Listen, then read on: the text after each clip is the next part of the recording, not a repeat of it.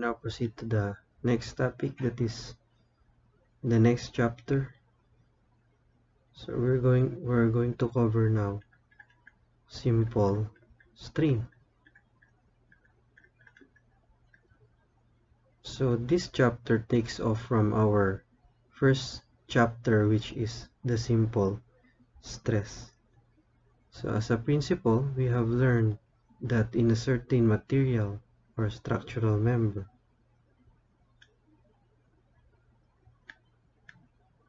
that is subjected to a certain loading,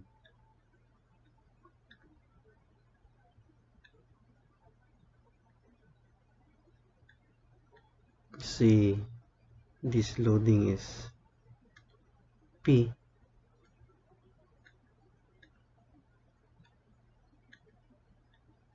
an internal force that tends to restore back to its original shape the member is being occurred inside the material.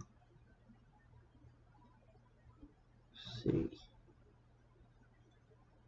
this is the restoring force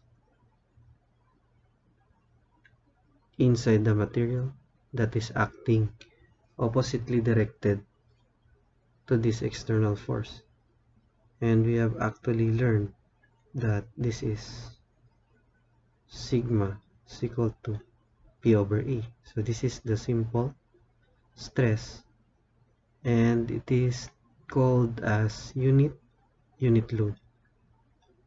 Why unit load? Because the force is just distributed all over the entire area. Okay, so this simple stress is associated with the simple strain. Simple strain has the principle of deformation because this material is subjected to deformation, of course. See, we have here a deformation. See, this portion has to elongate. Okay, so this dimension is what we call delta. So see, this is delta. So delta is present in the formula of the simple strain, and the simple strain is denoted by the symbol epsilon. So epsilon is equal to deformation all over the length, meaning that the deformation is just distributed all over the original length L. Now this is what we call unit deformation. Okay, so therefore these two variables, the simple stress and strain, is really related. So in order to have the behavior of a material subjected to changes in stress associated by changes in deformation and strain, a diagram presenting the relationship is presented into this chapter, wherein we have here the stress and strain diagram. So we have the stress and strain diagram. So it is actually a diagram that relates sigma into the epsilon, or the stress relates to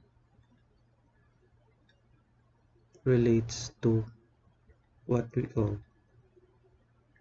stress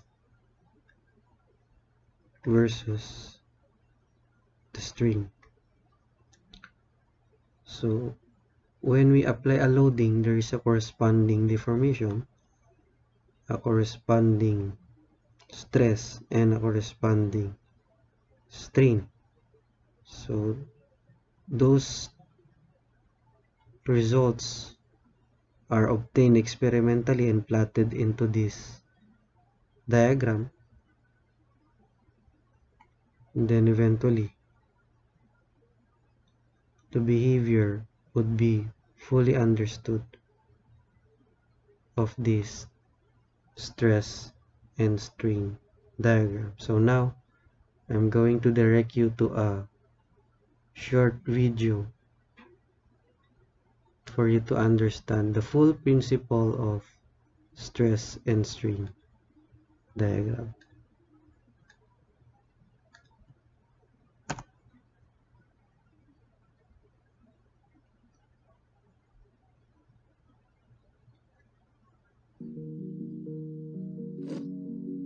Stress-strain curve. In this module, you will learn how strain changes with changing stress for different types of materials. When a body is subjected to a deforming force, a restoring force is developed in the body, which is equal in magnitude but opposite in direction to the applied force. This restoring force per unit area is known as stress, and the deformation caused is known as strain. The relation between the stress and the strain for a given material can be found experimentally. For this, let us take a spring and stretch it by applying a force. This causes a change in the length of the spring. Now change the force applied and again note the change in length of the spring. Record the fractional change in length, that is, the strain, for the different values of force.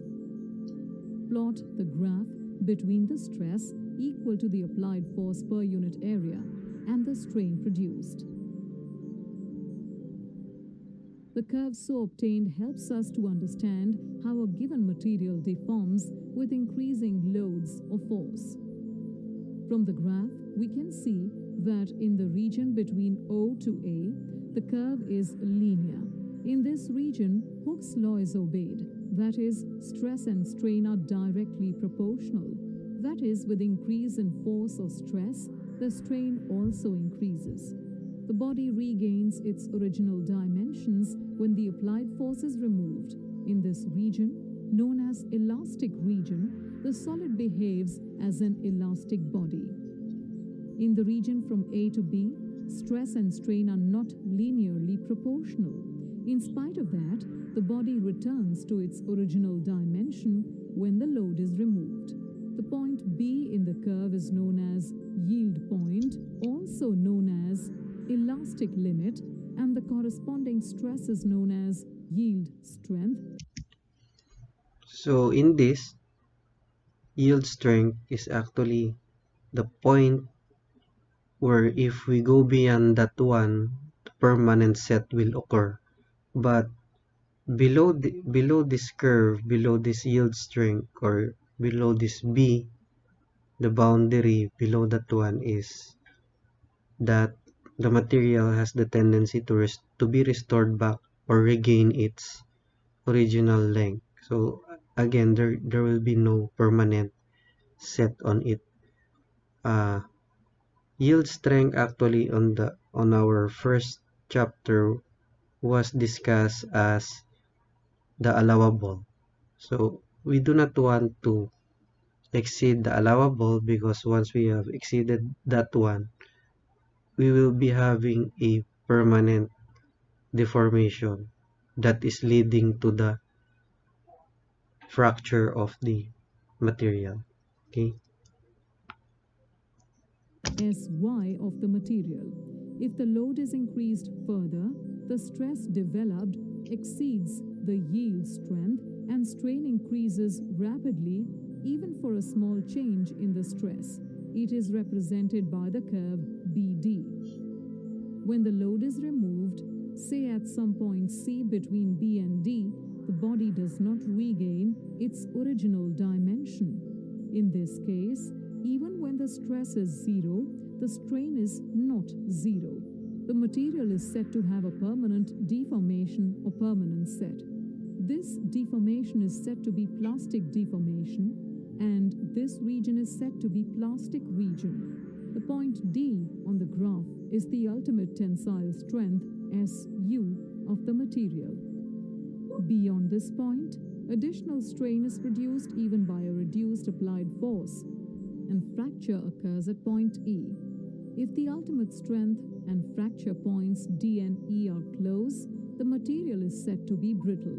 Some examples of brittle substances are glass, slate, antimony, and bismuth. If the ultimate strength and fracture points D and E are far apart, the material is said to be ductile. For example, aluminium, copper, and steel. The stress-strain curve varies from material to material. This figure shows the stress-strain curve for the rubber. Although elastic region is very large, the material does not obey Hooke's law over most of the region, and there is no well-defined plastic region. Substances like rubber, which can be stretched to cause large strains, are called elastomers. Interestingly, the elastic tissue of aorta present in our heart is also an elastomer. Let's recap. The stress-strain curve varies from material to material. The stress-strain curve of a material has the following regions. Elastic region, where the body regains its original dimensions when the applied force is removed. Plastic region, where on applying force, the body undergoes a permanent deformation. Fracture region, where additional strain is produced even by a reduced applied force and fracture occurs. In the stress-strain curve for a brittle substance, the ultimate strength and fracture points lie close to each other. If the ultimate strength and fracture points are far apart in the stress-strain curve of a material, the material is said to be ductile. Substances which can be stretched to cause large strains are called elastomers. Okay.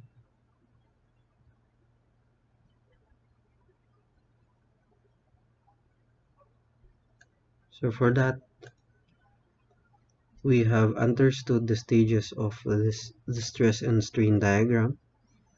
As we can see from a straight line, we have here a satisfaction. Say we have here a point O from the point origin up to the transition of the straight line and the curve line from O to E. This is the boundary within the proportional limit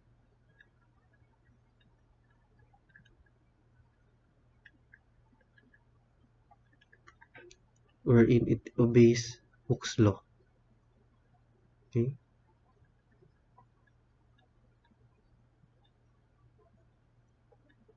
Hooke's law. So on Hooke's law, it utilizes this variable E, or what we call Young's modulus of elasticity, wherein it relates the proportion between the sigma, or the stress, to the strain. Okay, so from this, we will be having a continuous increase. With a continuous increase in force, we will be having a condition wherein the relationship between sigma and strain is no longer linear. So this is what we call point B, or say this is the yield strength. So from A to B, we have the yield strength. So we have actually expressed this in the previous topic we had on simple stress, particularly on allowables. Okay, so although we do not have a proportionate relationship from A to B, but when the load is released, the material will regain its original length. Okay, meaning there is no yet there is no deformation or permanent set yet when the load is released. And then the certain point, we will be having a uh, ordinate that is the highest ordinate in the diagram. Okay? Say this is the peak of the diagram. Say this is point D in the diagram, wherein point D is what we call ultimate strength.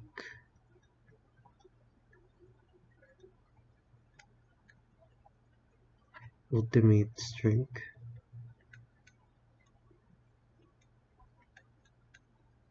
So in the ultimate strength, from B to D, from this curve, following this curve, there is a rapid change in the strain, meaning a very small additional sigma or stress in the material would mean a large increase in the strain.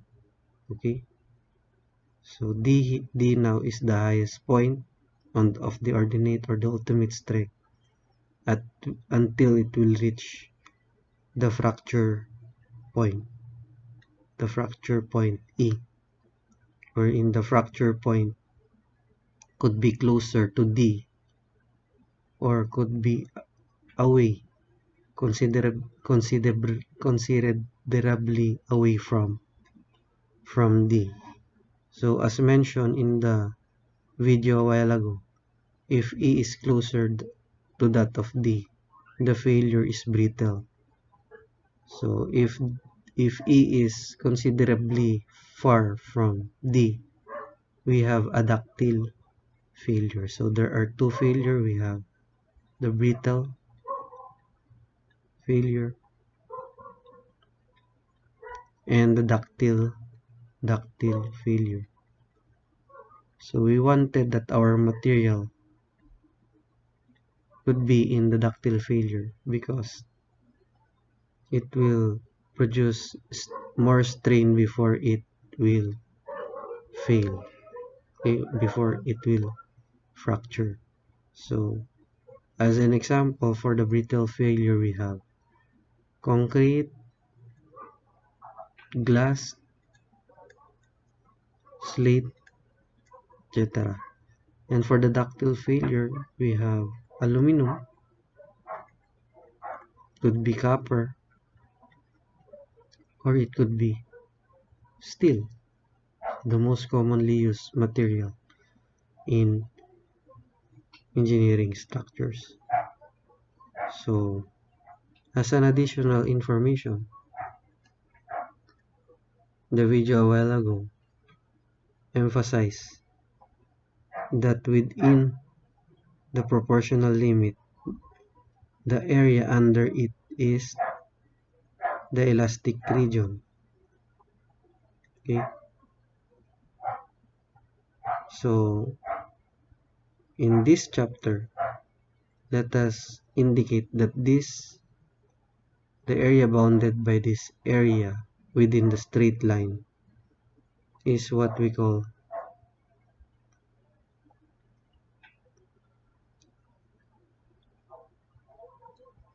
the modulus of resilience. So see, this is the shaded portion. This is called the modulus of resilience.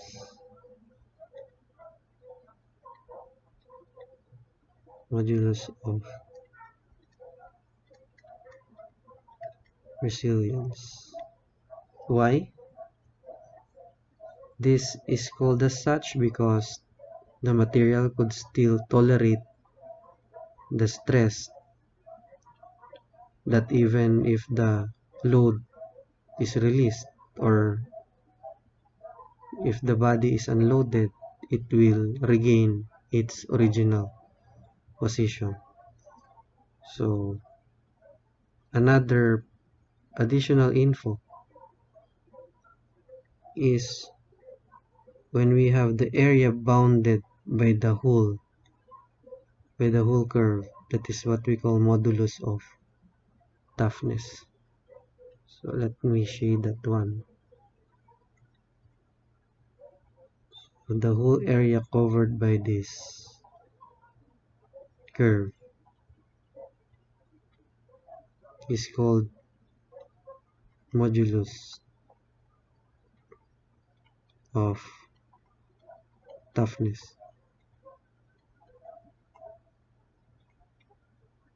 Okay, so that is for the principles of the stress and strain diagram we're in. We should note that a certain material has these following stages that was discussed. Okay, so for the formula of the actual deformation, see, actual deformation, we'll just have to utilize also what we have learned in the previous. Number one, we have sigma is equal to P all over A. Okay. And then what we have learned today, we have epsilon is equal to delta all over L. And then we can relate both by the Hooke's law through the Young's modulus of elasticity. We have stress all over strain. And then relating the two, we'll just have to substitute in that formula. E is replaced by P over A. Sorry, sigma is replaced by P over A and epsilon is replaced by this delta L, delta all over L. And then by cross multiplication, we will have E times delta all over L is equal to P over A. Finally, solving for delta, delta is just equal to PL all over AE. So we should note that let us be consistent in the units. So we intend to have that one as mm, and mm as usual is to be paired by Newton, and length is also in millimeter, and the area is millimeter squared, and this is megapascal or Newton per millimeter squared. So this is in megapascal. So that's it for the introduction of the simple strain chapter. So please stand by for the set of problems regarding this. So thank you.